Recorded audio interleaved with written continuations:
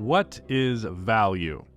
The NBA's MVP is often one of the league's most controversial honors. Sure, some seasons have runaway cases where the runner-up is just a formality, but in the modern NBA, the most valuable player award race often comes down to the very end of the season. The definition of what it means to be the MVP isn't specified anywhere in the NBA's rulebook, so what is it that we're talking about when we say value?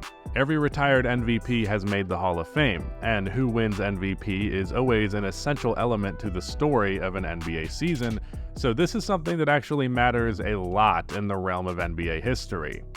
So today, let's find out what MVP really means.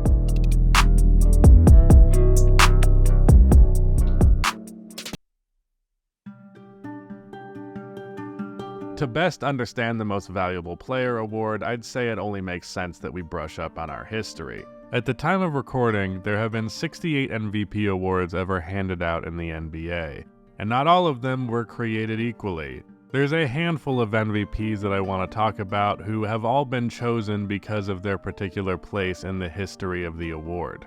The 1962 MVP could not be a better example for laying down the foundation of what is generally perceived to be the most important when it comes to who is crowned MVP.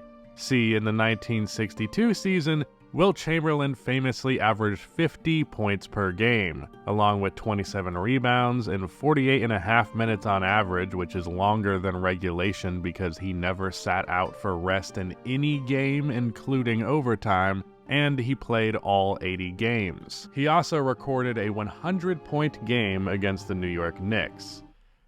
Allegedly. With these monstrous numbers, like stats out of a video game, Wilt would come second in MVP voting, falling short to Bill Russell, who averaged a measly 19 points and 23 rebounds, doing so in 45 minutes per game, missing 4 games in the process. His highest scoring performance that season being just 35 points, a figure that Wilt would achieve in all but 7 games that season. So, what was the difference that resulted in Bill winning despite far less impressive numbers? Well, Bill's Celtics won 60 games to Wilt's Warriors winning just 49. Winning mattered above all. Even scoring 50 points per game does not save you from getting less than 50 wins in 1962. Nearly every single MVP from here on would be a player on one of the most winning teams, often having a top 3 record in the league, and especially almost always being a top seed in their conference. Bill would go on to win the following year as well, making him the first player to three-peat MVPs.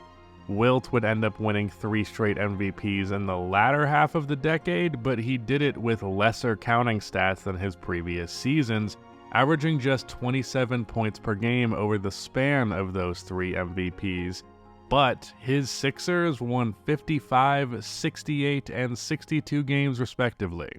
So winning is indeed the first priority, at least so far. See, up until the 1980s, the MVP was decided by a player vote. Since then, it's been a panel of voters selected by the NBA, primarily media members. If we fast forward to 1986, we get the next player to win 3 straight MVPs in Larry Bird, and all 3 seasons epitomize the importance of winning in the MVP race, as Bird's Celtics won a league-high number of games all 3 years, with 62 wins in 84, 63 in 85, and what at the time was the 4th most wins ever in a season with 67 in 1986.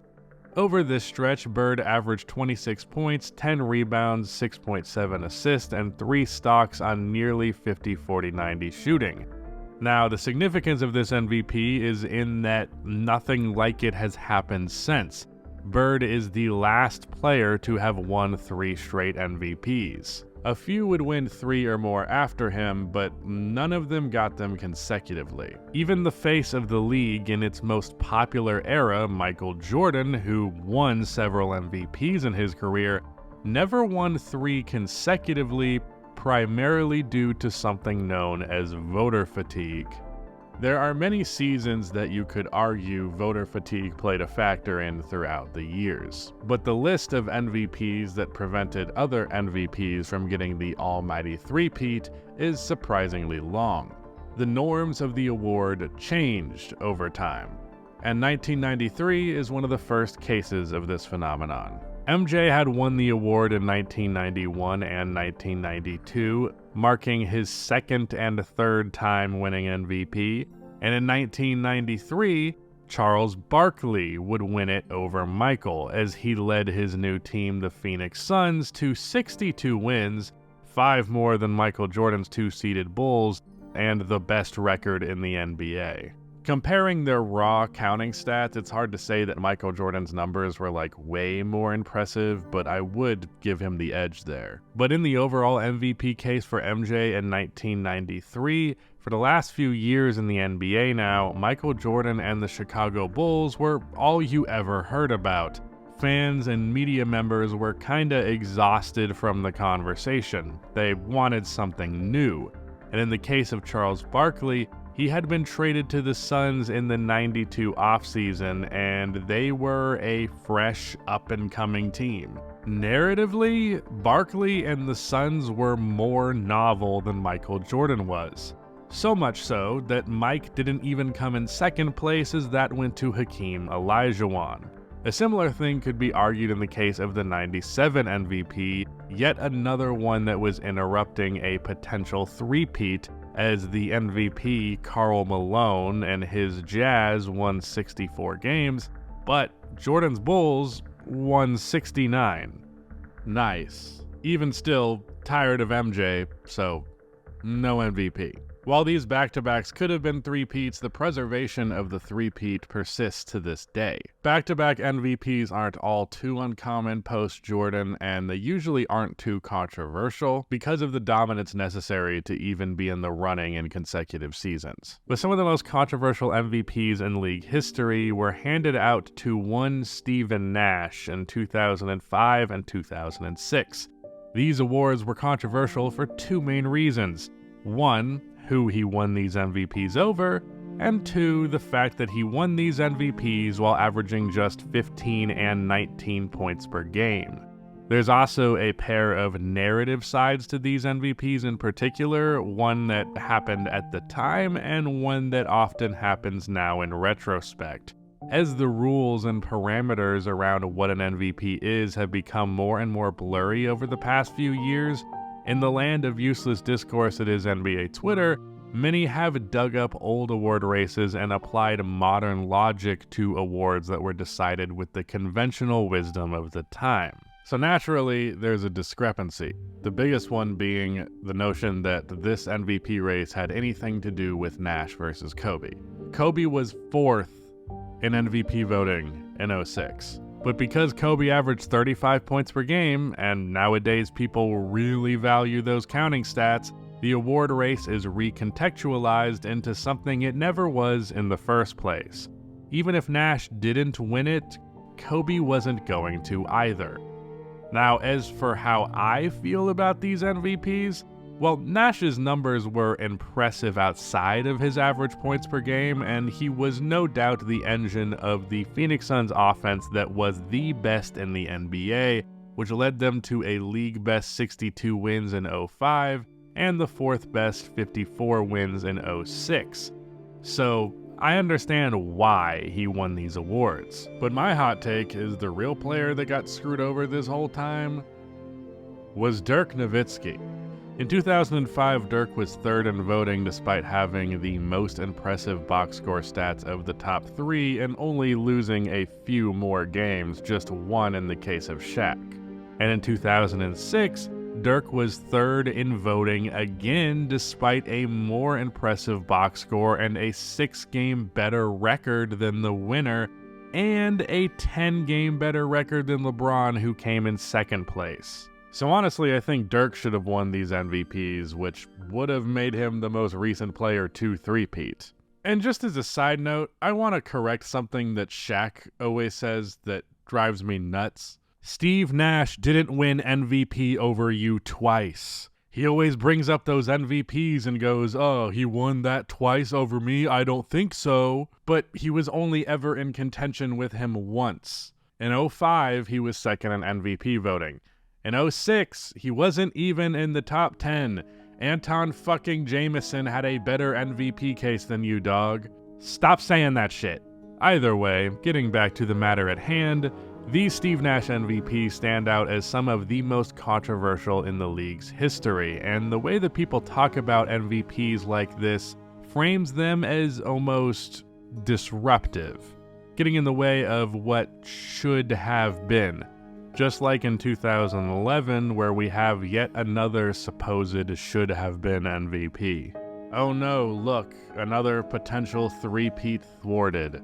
I guess that theoretically LeBron could have 5-peated as MVP. The 2011 MVP would of course go to Derrick Rose, who said to the media before just his third season started, "Why not? Why can't I be the MVP of the league? Why can't I be the best player in the league? I don't see why. Why can't I do that? I think I work hard. I think I dedicate myself to the game and sacrifice a lot of things at a young age. And I know that if I continue to do good, what I can get out of it. And if that's me going now or doing whatever, I'm willing to do it because I know that in the long run, it's going to help me." From there, he would make the superstar leap and average 25.4 points per game and 7.7 assists. Solid numbers, no doubt, but they were less impressive than LeBron James's numbers. LeBron having won MVP the 2 seasons prior, a lot of people contend that James should have won it this time around too. So why did Rose win? Well, he had the narrative on his side, both for him and against his opponent, as LeBron had made himself the villain of the NBA with his decision in 2010. Realistically, LeBron was never going to win this award. It has shades of the Charles Barkley MVP in '93, but if MJ had a heel turn and was the one on a new team. Derrick Rose also just happened to have a compelling story as the hometown hero in Chicago. He planted the seed of him winning the award with that preseason interview, and from there he carried the Chicago Bulls offense while they gained the #1 seed in the Eastern Conference over LeBron's Heatles, despite having significantly less help. For what it's worth, framing this MVP as Rose versus LeBron is a bit of revisionism in itself, similar to the Nash versus Kobe argument, as it leaves out the fact that Dwight Howard was the one who came second in MVP voting this year. But today, it seems like everyone's forgotten Dwight, who never won one. It's all about Derrick Rose and LeBron. People think this is both a voter fatigue thing and the narrative around LeBron being a villain. So therefore, Rose's MVP is often accused of being fraudulent. But up until this point, while there have certainly been some inconsistencies, there has been a fairly easy to follow line of precedent. Generally, the formula is have really impressive stats while being by far the best player on a team with one of the best records in the league. Simple as that. But not far after Rose would win his MVP, another athletic point guard would win one and break all kinds of MVP conventions along the way. I am, of course, talking about Russell Westbrook. Made it. Westbrook shows from the basketball. Goes to Young. Gets the rebound. Back out Westbrook. Bang! Russell Westbrook from just inside half court. But off that moving streak. Oh! Others out of timeouts. Adams gives it back to Russ. Deep shot. What a perfect ending to a historic day. Where do we start with Russ? A couple of years before his MVP run in 2015, Russell Westbrook won the scoring title and nearly led OKC to the playoffs, with Kevin Durant, the previous season's MVP, missing a majority of the season due to injury. KD would come back the following season, and in the 2016 Western Conference Finals, They would blow a 3-win lead to the 73-win Golden State Warriors. Then Durant notoriously did this. So now, Russ was poised to take on the responsibility of being OKC's franchise player without Kevin Durant. Westbrook was set up to have one of the biggest MVP narrative opportunities in NBA history, as it paralleled the biggest overall narrative of the season, hating on Kevin Durant. So Russ had his newly single girl boss moment, and we're all rooting for her. The statistical output from him that season was one of absolutely historic proportions, averaging a league-high 31.6 points, as well as 10.7 rebounds and 10.4 assists. That's right, a triple-double average. The first player to do it since Oscar Robertson, and no one has done it since, except for Russ himself. So it's safe to say Westbrook had the stats, and he definitely had the narrative. Now, how did he do record-wise? Well, OKC won just 47 games, which was good for the 6th seed in the Western Conference. Maybe the competition isn't good and we can just give it to him anyway. Oh, James Harden averaged 29, 11, and 8. Just 2 rebounds shy of a triple-double average himself while leading the Rockets to 55 wins, also without an all-star teammate. Woof. Well, that is unfortunate, buddy. You fell just a little bit short. Oh, they gave it to him? Oh, okay. So Russ winning over Harden was precedent-breaking, like, rather significantly. To put this into perspective, there has only been one MVP prior to Russ that didn't finish with at least a top 7 record. Kareem's Lakers in 1976, a year before the ABA merger when the NBA had just 18 teams, had the 9th best record in the NBA at 40-42, one of just 2 losing seasons in NBA MVP history, the other being the very first one in 1956. But let's be honest, 1950s basketball isn't real. Russ had the lowest relative overall record for an MVP ever, as the Thunder's 47 wins was good for the 10th best in the league. We established that winning is really the end-all be-all for this award, Bill winning over Wilt, Nash over Kobe, Larry's three-peat, etc., etc. Like, around 2 out of every 3 MVPs was the best player on the best team. Fuck your 50-point-per-game season, Bill Russell won 11 more games. Clearly that logic has shifted here. Now don't get me wrong, Russ very much followed most of the MVP equation. He averaged insane numbers, video game numbers, like Wilt Chamberlain numbers, numbers to be remembered. Numbers. 42 triple-doubles in a season is a record that's going to be hard for anyone to break. That stat line was the record-setting icing on a narrative cake that was Russ's MVP campaign. Kevin Durant dominated the discourse heading into the season and was often accused of making the NBA instantly bland when he went to the Warriors. The potential narratives of that season looked bleak and uninteresting. That is, unless you bought into the freshest and most bitter rivalry in the game, the NBA's main villain had a nemesis, a hero if you will, as Russell Westbrook provided an explosive and rare burst of narrative potential, and he made the most of it. Russ took a team that was otherwise hopeless and cooked up reasons to believe. There's a lot of value in that, no doubt. And again, the dude had kick-ass stats, carried his team, and showed his ex what he was missing. But that still leaves winning, and with your average MVP winning 57 games, Russ's 47 is well short. There have been seasons where the numbers and the narrative has been on someone's side, but they didn't have the winning, so they didn't win MVP. So what did it for Russ? Why was his season the exception? Was it just the numbers? Triple-doubles do satisfy the brain. There's something about that number. 10. It feels whole. 10.7 is only 2.6 more than 8.1, but it sure feels like it's a way bigger number. It's got that extra digit in there. It's real nice.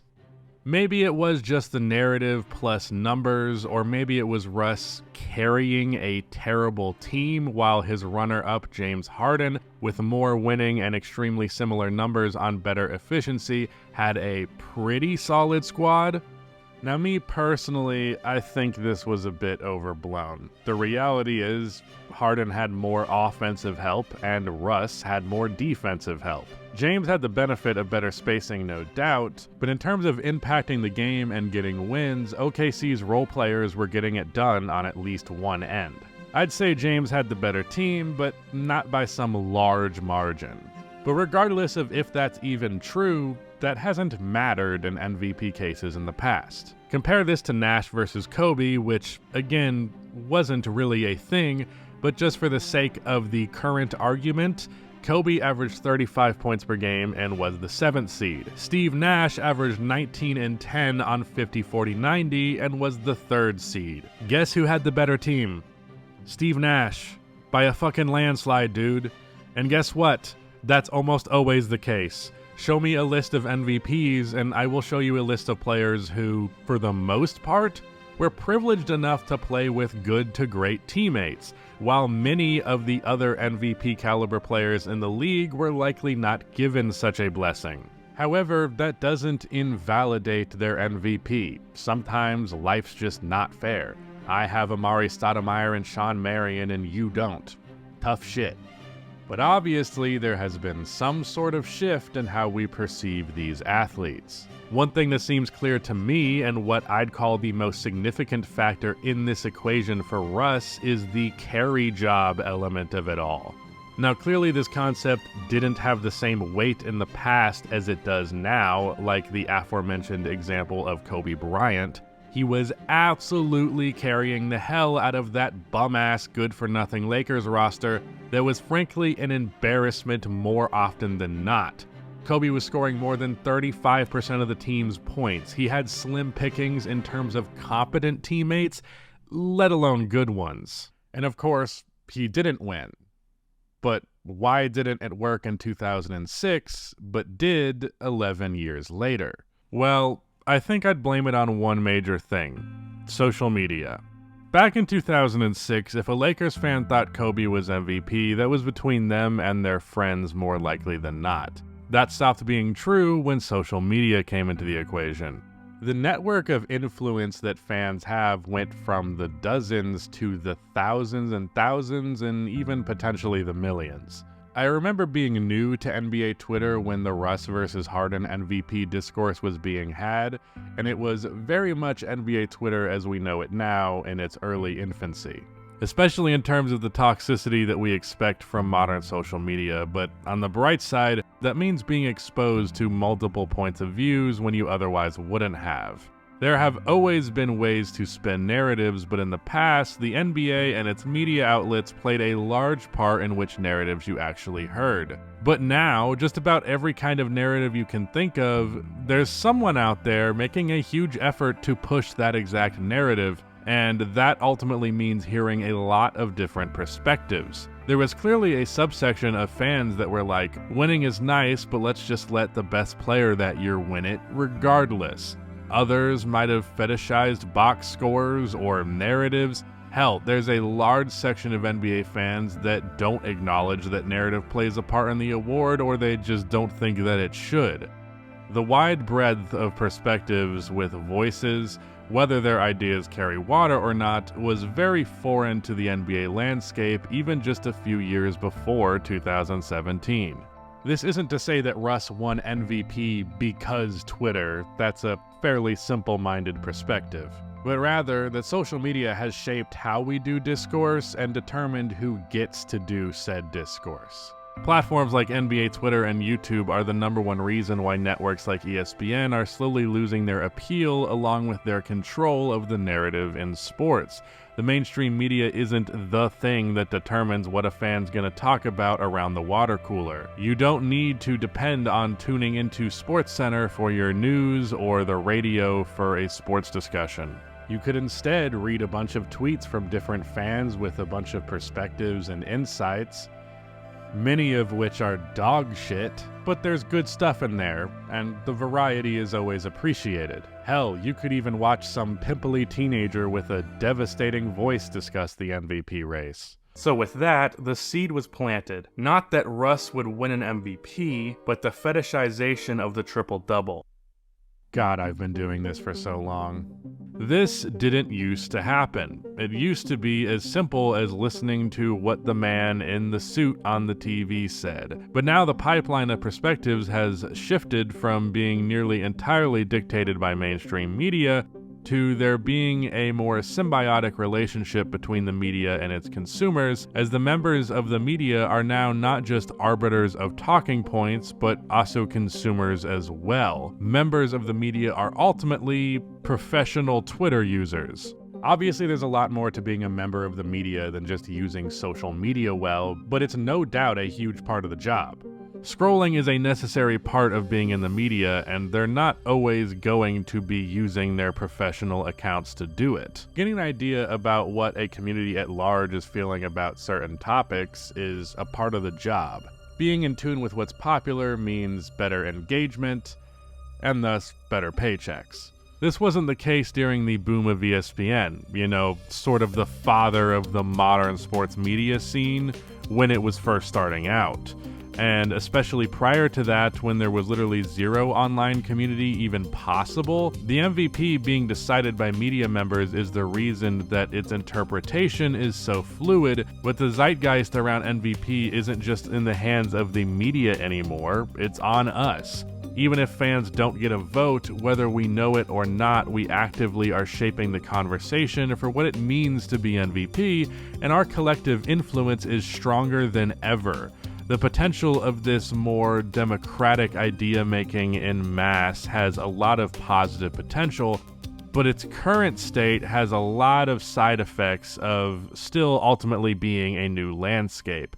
Mass communication in the way we presently know it has only existed for a very small amount of time in the scope of modern human history, and the internet age within that era is even smaller. But the effects of internet culture are massive. Its influence on traditional media is just one example of that. I mean, just look at the landscape of mainstream media now. Doesn't it suck? As you've all probably picked up on it if you've spent any time on social media for the past few years, in the computerized eye of these platforms, it's better for users to waste time arguing on the app because it requires more engagement than a polite conversation or just minding your own business. Spending more time on the app and putting more content out on the app for other people to spend time consuming is what's rewarded, and thus promoted. This makes divisive content the product that sells best. The 30-plus year transition of mainstream sports media skewing from look at this highlight, isn't this cool, to but when it matters most, I want Iguodala, can primarily be attributed to the side effects of the culture and the profit mechanisms of social media. The infection of the algorithmically divisive scheme of social media has spread to other sources of information and entertainment. So, media members are passively consuming toxic social media content, and they are more likely to produce divisive commentary, basically designed to be clipped and shared as toxic social media content or even specifically for the internet. Performative extremity and negativity sells better than education. Just ask JJ. And this is kind of one of the darker sides of market economies and faux democratic approaches to decision making. What's valuable is something so subjective that it had previously been dictated by a select few, but now, as the power of collective decision making is distorted through profit-based machines of digital human connection, finding out universal values has fallen to the wayside in favor of finding what can be used to divide us, whether it's things that matter way more than sports, or something as trivial as an NBA regular season award. To divide and conquer is the purpose behind the technology of profit-based social media. But that positive potential is still there. The responsibility that comes with being a part of a globally connected society can be daunting. but it's not so much that it excuses being a troll or just being completely passive in how you scroll. Being a part of a better, less toxic online community is going to be a challenge, but it's possible. So without performative extremity, without feeding the impulse to have a hot take, let's try and answer the question,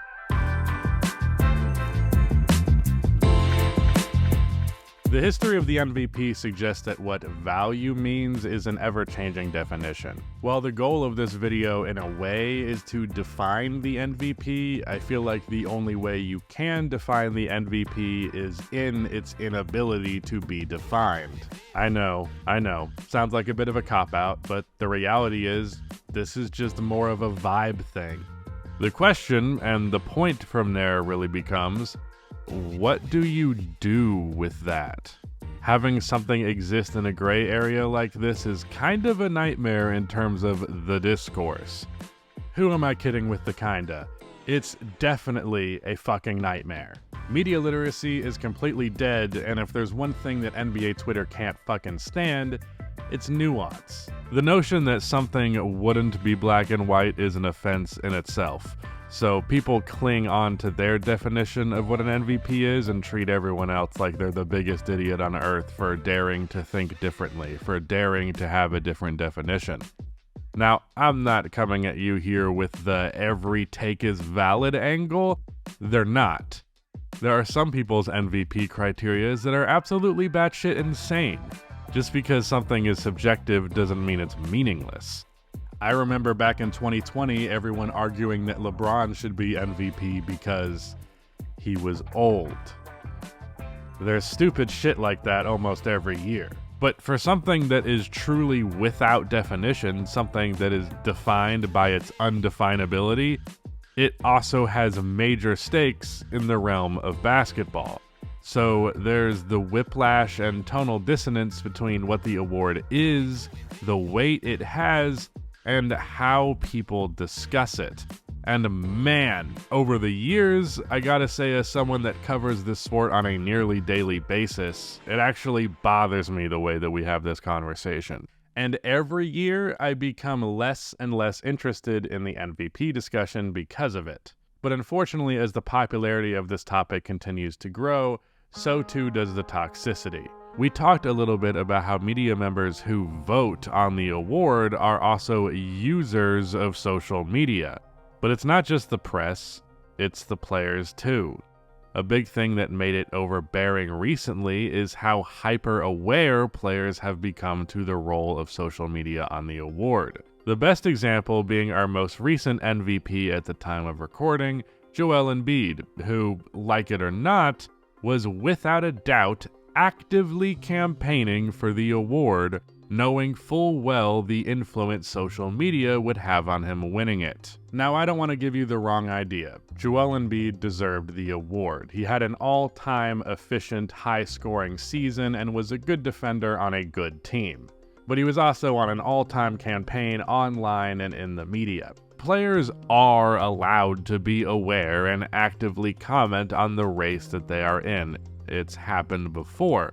But I do think that the way Embiid did this, the way that he leveraged that social media power, it rubbed a lot of people the wrong way. Even if I did think that Embiid was the MVP by the end of the season, I was still like, damn dude, fine, just have the award. With the MVP having the inconsistency that it does, and being as narratively driven as it is, it makes me wonder how much weight MVP awards should have as it pertains to all-time discussions. Now, something being narratively driven doesn't inherently mean it's a problem. I don't mean to imply that. But let's be real, if you already know this channel, then you know that I didn't mean it like that.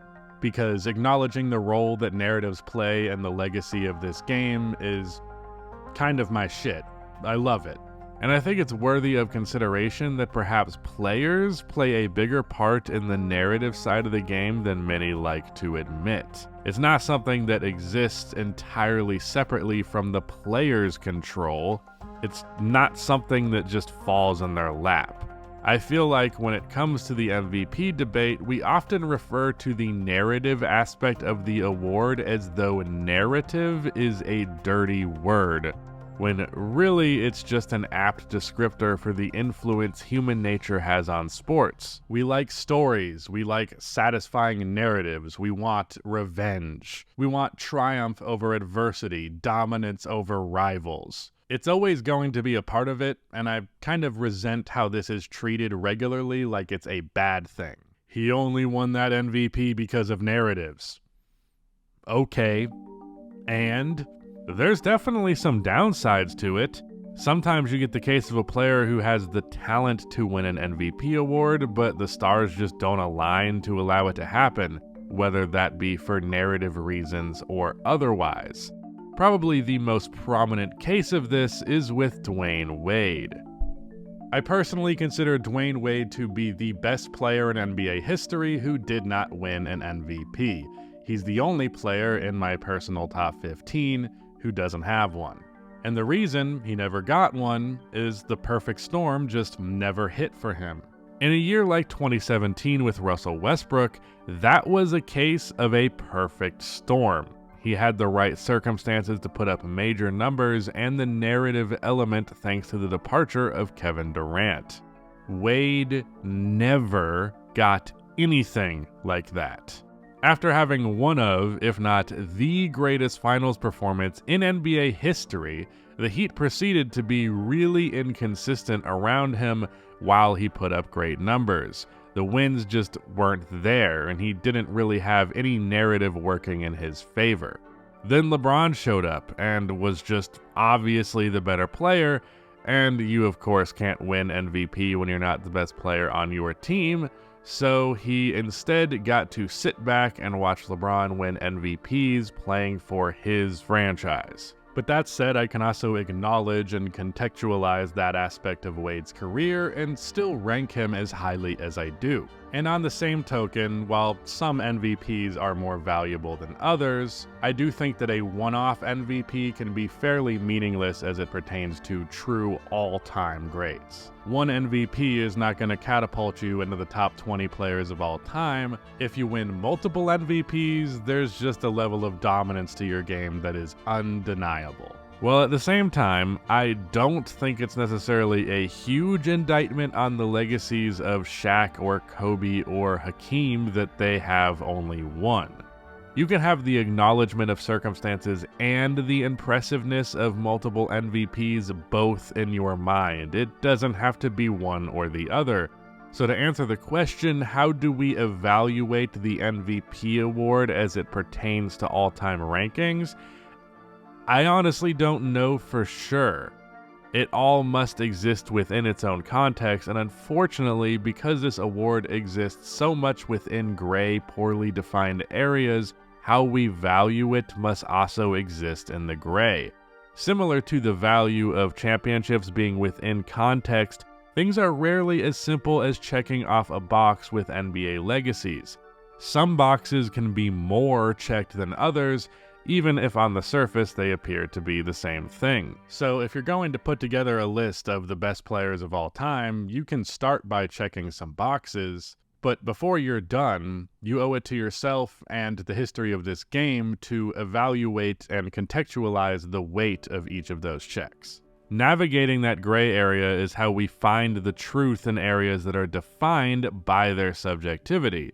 Sure, some people are overly critical using context, like how many people call championships from super teams fake, but there is an ounce of truth to that sentiment. Context matters. Russ's 2017 Thunder might have only won 47 games, but his importance to that team and historic stat line made it make sense for him to win it. The importance does a lot to define value, especially in recent NBA history. If you can lead your team to decent success without much help, that is perceived as value. The idea of a carry job, that a player is almost the only reason his team has its level of success, is a very popular point in just about any MVP race you can think of. As we discussed in the earlier segment, I think the notion that Harden had a clearly superior roster to Russell Westbrook in 2017 is a false one. However, that was no doubt the narrative that was presented, and it helped Westbrook's case quite a bit. Now, that's not to say that the MVP is just whoever carries most. Just a year after Russ won, James Harden would finally win his MVP, getting it over LeBron James, who, to me, was no doubt carrying his team more than James Harden was. At this point, the beard had Chris Paul, while LeBron was stuck wearing those ugly-ass Cavs jerseys, banking on Jordan Clarkson to be a foundational offensive piece. The level of help just doesn't compare.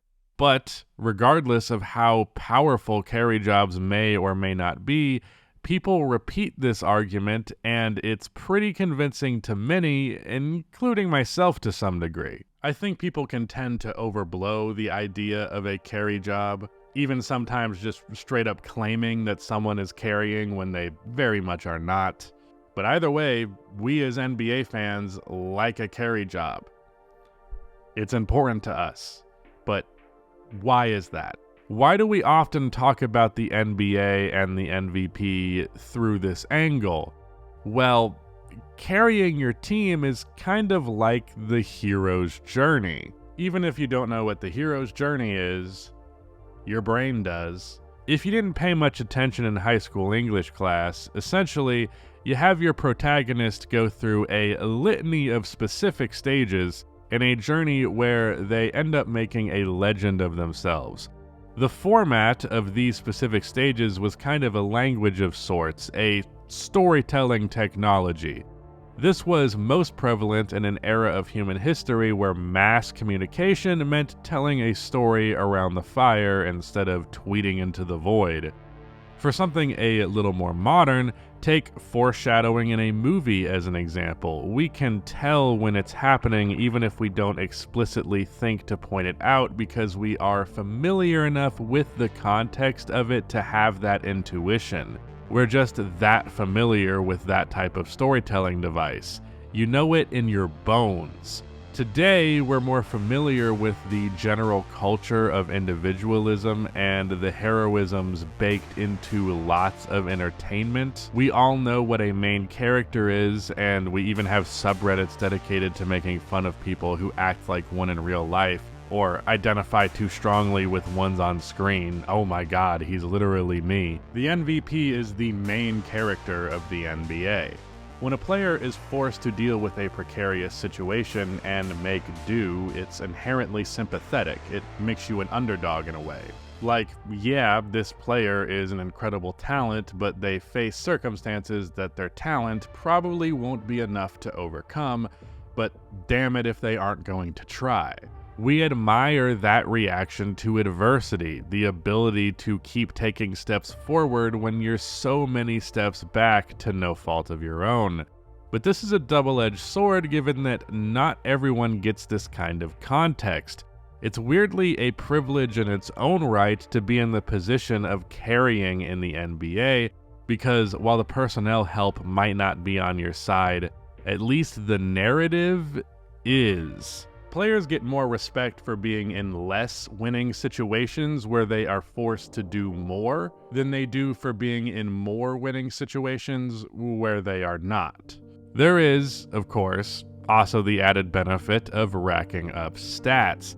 In a more winning situation, in a higher help situation, players have less of a need to do everything on every possession, so their numbers aren't nearly as impressive. This kind of inherently punishes players who are in winning situations, which is fairly contradictory to the idea that the MVP is for winners. Of the 68 NBA MVPs in history, 23 of them went on to be champions that season. But that hasn't happened since Stephen Curry's first ring in 2015, the 60th MVP, meaning that up to that point, more than 38% of MVPs would go on to be champions, and yet it hasn't happened in nearly a decade.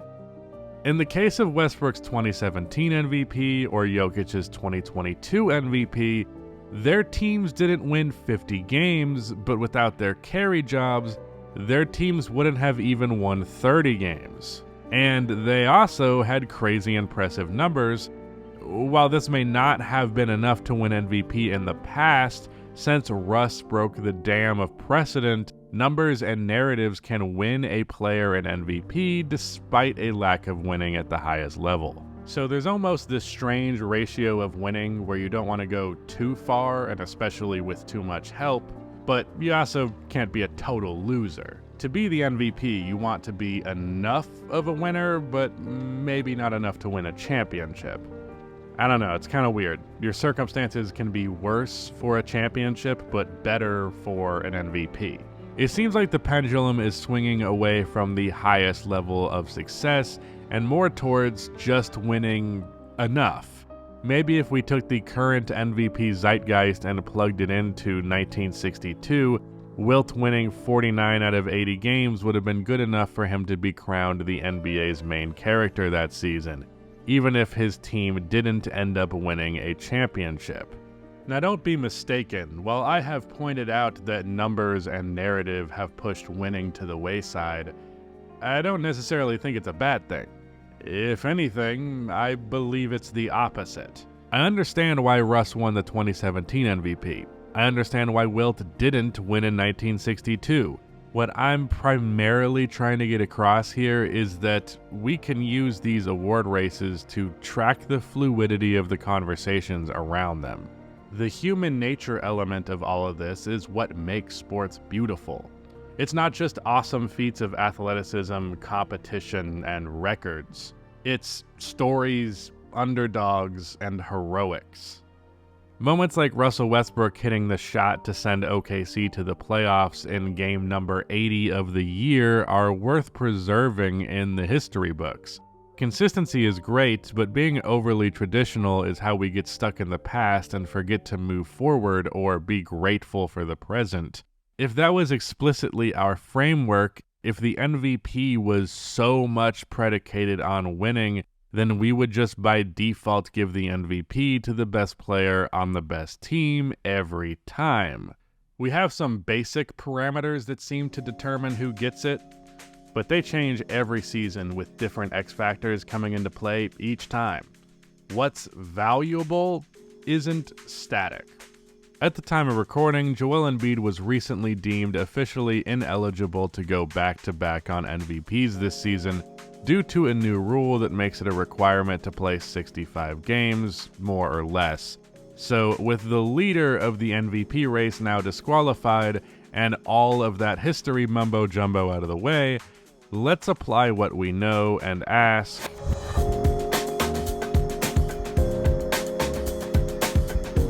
with the clear frontrunner getting injured, 2024 has become one of the tightest MVP races in recent history. Suddenly, an award that seemed to practically already have someone's name on it is up for grabs. It will be difficult for voters to decide who should be MVP, and regardless of who ends up getting picked, someone's getting snubbed. So bear in mind that I truly made these projections as objectively as possible, as I really don't have a dog in this fight. With that, I've attempted to create an MVP rubric so that we can find out who exactly should win MVP this season. Something we discussed quite a bit was narrative. This is honestly the biggest wild card in this realm, primarily because how much it affects the results seems to shift year to year more than the other pillars, and what that narrative is and how much weight it has is pretty random. Something like Charles Barkley winning over Jordan was due to him being on a new team and Jordan's narrative growing tiresome. Derrick Rose got a leg up because of the hometown hero angle, his preseason speech, and his runner-up being the villain of the league. Russ got a leg up because of the power of his single ladies parable. It's entirely unpredictable. So in the NV pie chart, I am going to give narrative 50% of the split. Then there's numbers. It's pretty simple. You need impressive counting stats. At the bare minimum, it needs to be up to par with the best players in the league, and it's most ideal that it's some of the most impressive numbers in the entire league. So I gave numbers 30% of the split. And last is winning. Now, as we've discussed, there's a complicated relationship between winning and the MVP. It didn't used to be complicated. When the players decided the MVP, respect for their peers was usually predicated on winning.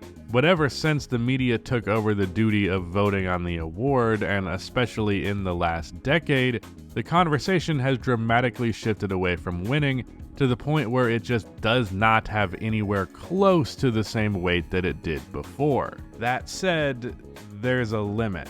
For example, there was Stephen Curry's 2020-21 season where he had one of the most impressive statistical seasons of his career, and he carried a pitiful Warriors roster that was missing its key players.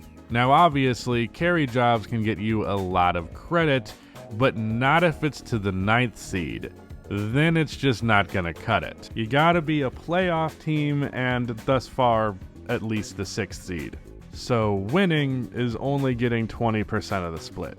Now aside from the chart itself, there are a few simple boxes that must be checked off. You must be the best player on your team. That can't be a question. You must play at least 65 games. You must be a playoff team with an above 500 record. So with that said, here are the top 5 MVP candidates in alphabetical order. Giannis Antetokounmpo, Luka Doncic, Shai Gilgeous-Alexander, Nikola Jokic, and Jason Tatum. I'm going to look at the 3 pillars of the MVP with all of them and determine how highly they score in each category, which should give us a cumulative score between all of the categories at the end that reveals to us our 2024 MVP. So starting with Luka, on the numbers side, he gets a 30 out of 30. In the winning category, it gets a bit complicated, as his team is currently towards the bottom of the Western Conference playoff race, and the West is notoriously a bloodbath. So we can say that if they fall out of the playoffs, then he becomes effectively disqualified. But presuming he does make the playoffs, it will almost certainly be as a lower seed.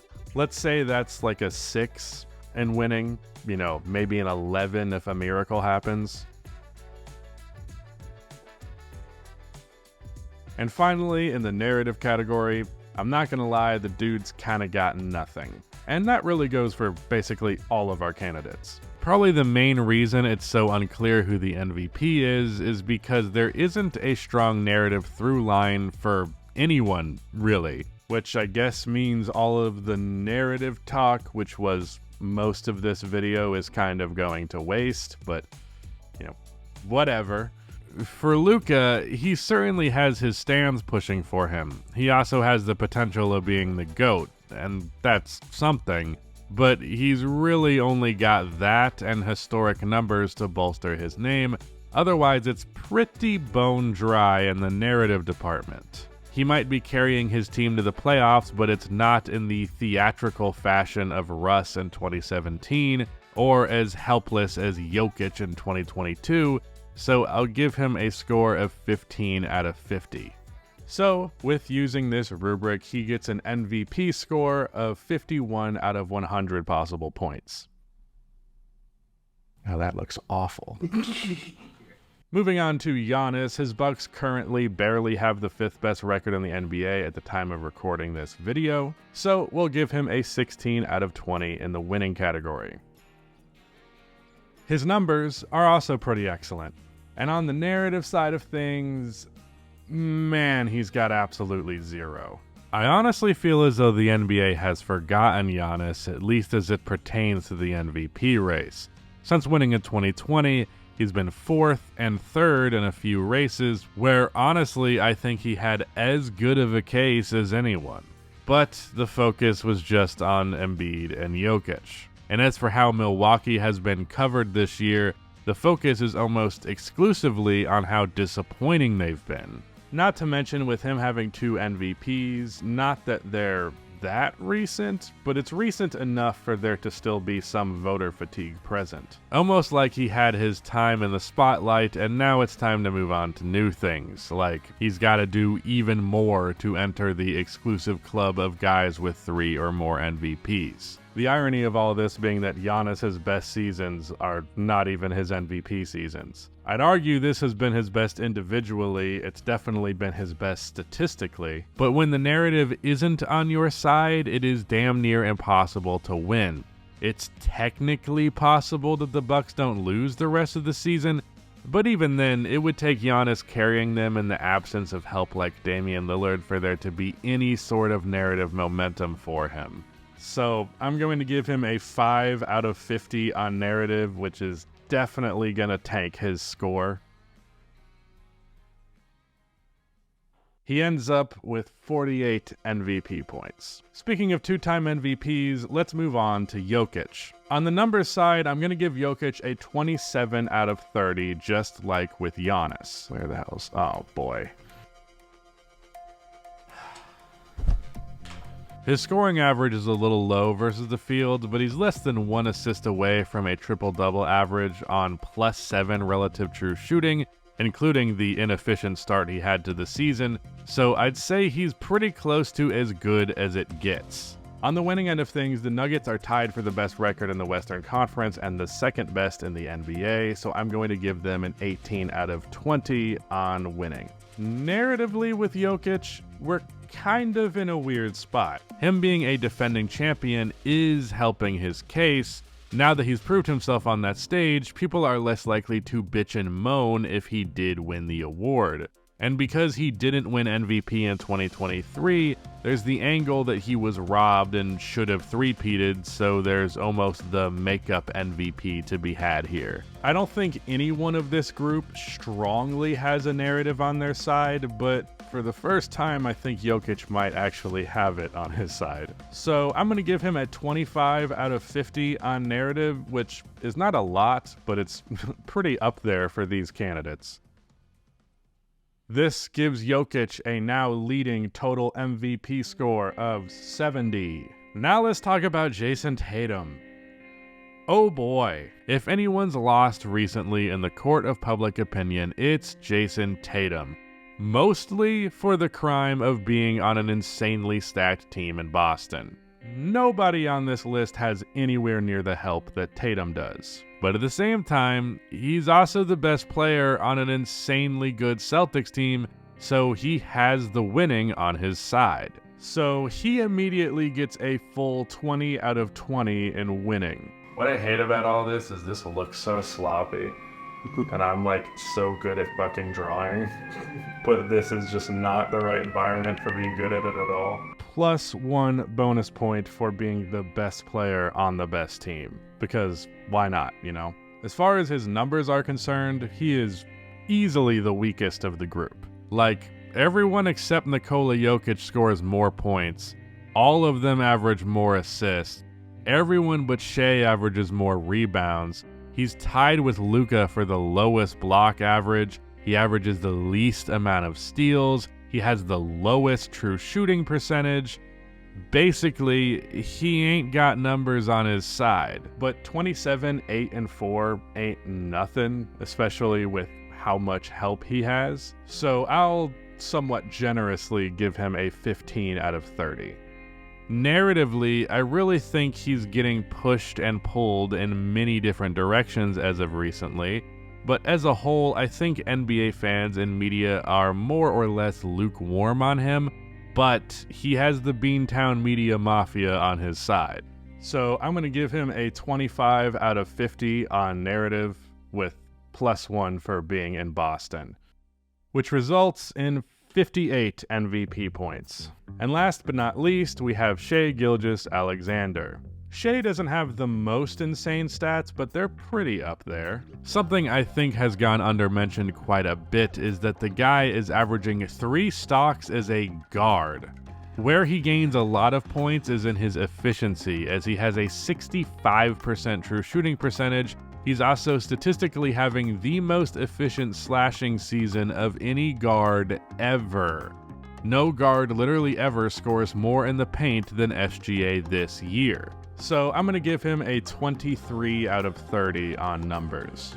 And as for the winning department, OKC has the best record in the Western Conference and the second best in the NBA, being just a handful of games behind the Boston Celtics at the time of recording. Let's call that a 19 out of 20, especially for how they shattered expectations. Now, narratively speaking, I think SGA is in a pretty good spot, all things considered. Like I said, no one has a strong narrative pull this year, but Shai might have it the most on his side. The main reason for this really being his team in general. OKC is one of the hottest topics in the league this year.